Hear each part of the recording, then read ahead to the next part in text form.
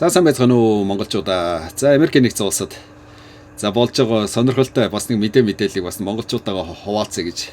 За тэгээ заримдаа бас нэг юм бичлэг оруулъя гэж шийдсэн байгаа. Тэгэхээр иймэрхүү мэдээллийг бас сонирхож байгаа хүмүүсээ бол сайхан дагаад өгөөрэй. За өнөөдрийнхөө дугаартай за Америкийн нэгдсэн улсын үндэсний сагсан бөмбөгийн холбоо буюу NBA-д за нэг Аз залуу, Япон залуу за өстө жинхэнэ шууган тарьж энэ. За тэгээ энэ залуугийн талаар товчхон өгүүлье. За нэр нь бол Юки Кавамура гэж байна. За энэ залуу 2001 оны 5 сарын 2-нд за Японд төрсөн юм байна.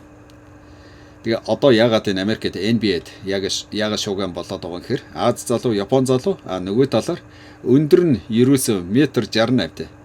Хамгийн намхан тоглогч. Яг одоогийн байдлаар NBA тоглож байгаа хамгийн намхан тоглогч. Гисэн ирнэ жинхэнэ одоо өөрийгөө супер дайчаасан. За ястаа жинхэнэ олон surprise версэн. Ийм тоглолтыг үзүүлж энэ да. За Америкт бол одоо жинхэнэ бас гой Азуудын нэрийг гой өргөсөн, гой surprise өрсөн.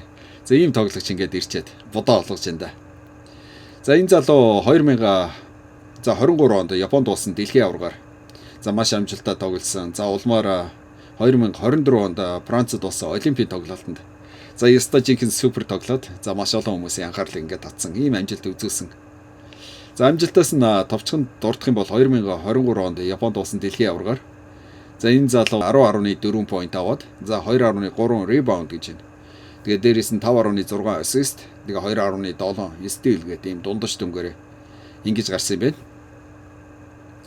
За улмаар 2024 оны Францын Олимпиад нөгөө Францын багта нэмэлт цагаар 94-90-ээр за яста маш ойрхон за хэдийгээр ялагдсан ч гэсэн Кавамурагийн үед за 29 point, тэгээ 7 rebound, ингээд 6 assist аваад тэгээд энүүгээрээ одоо нэг Америкийн NBA-д орох маш олон хүмүүсийн анхаарлыг татчихъя. За энэ залуу яг одоогоор NBA-д за Америкт ингээд ийм хоёр гэрээтэй ажиллаж байгаа юм байна. За нэгтгэх нь болохоор NBA-д за энэ Grizzlies-д жилийн $500 орчим мянган доллар, $510 мянган долларын гэрээтэй.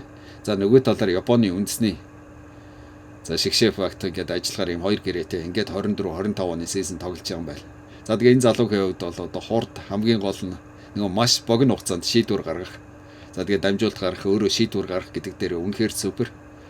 Гэж л одоо маш олон хүмүүс магтж байна та. Тэгээд хамгийн гол нь энэ залуугийн хэлж байгаагаар нэг л талбай дээр гараад ирсэн бол өөрийгөө 100% дайчилдаг гэж байна. Бүтэн 100% дайчилдаг. Тэгээд тэрүүгээрээ жинхэнэ үлгэр дуурайл бас нэг ийм залуу юм баха. Тэгээ цаашдаа энэс одоо олон Азууд бас энэ NBA дээр гарч ирэх байх. Ялангуяа манай монголчууд бас энэ дээр бас гоё тоглох байх гэж одоо хүлээгээл байна.